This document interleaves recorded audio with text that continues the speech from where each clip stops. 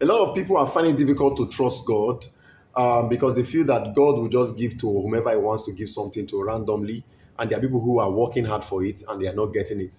There are those who are praying, who are fasting, going to mountains, who are doing this and that, and they're not getting it. And they just conclude that God is partial. But the fact, I'm telling you here now, that God is to be trusted. God is not partial, but God is orderly. There is a way He expects that we receive this thing, right? God speaking to Abraham in the book of Genesis chapter 12 from verse 1, from verse 3 rather, He said, he said, anyone that bless thee is blessed, anyone who curse thee is cursed. And through thee shall all the, or in thee rather, shall all the families of the earth be blessed. So what God is trying to say is that for anybody to receive blessing, they have to first of all recognize that I, God, has blessed you, Abraham.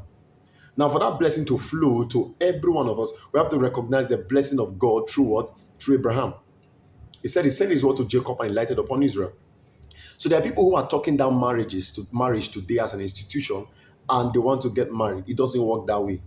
All right. There are people who are talking down, success stories from various people, and you want that kind of success too. It doesn't work that way.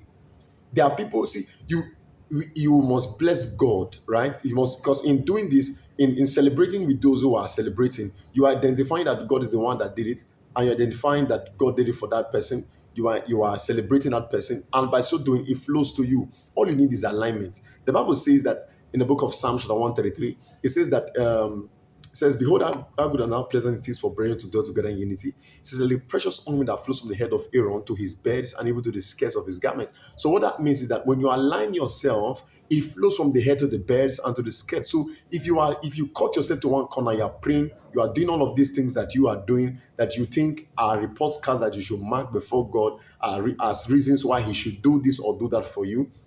You see how you have disaligned yourself from the principle. Even our salvation came that way. Jesus Christ said, I'm the way, the truth, and the life. No one comes to the Father except through me. So He's the only way to the Father. He's the only way to reach God. So you are there, you are doing this and doing that, isolated. You are not in connection. You are not corporately connected. There is this flow. There are people who are doing business with. Is that thing that you want to do, that thing that you desire, you want a child? Celebrate people that have it.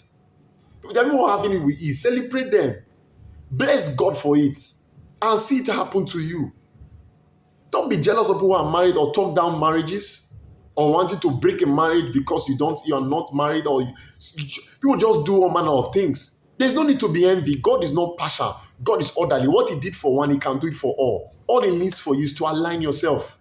So align yourself. I want to see you share your testimony after watching this, right? I want you to look at your life, those parts of your life that are missing, that you are desiring for a breakthrough or for increase or for blessings or for testimonies. I want you to look at those parts of your life and begin to identify those whom the Lord has blessed and trust God to do the same for you as you celebrate them, as you identify God in that blessing that you see in your life.